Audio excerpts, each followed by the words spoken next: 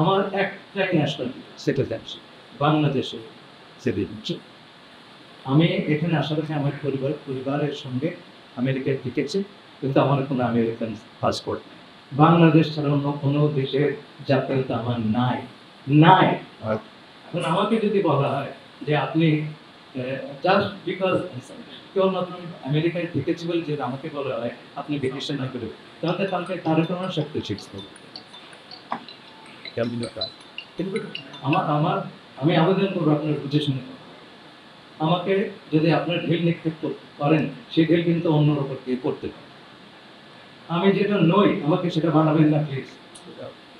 তার পারলে প্রমাণ করেন, আদালত দিকে প্রমাণ করে। আমার একটা রাইট আছে বাংলাদেশে, একজন নাগরিক।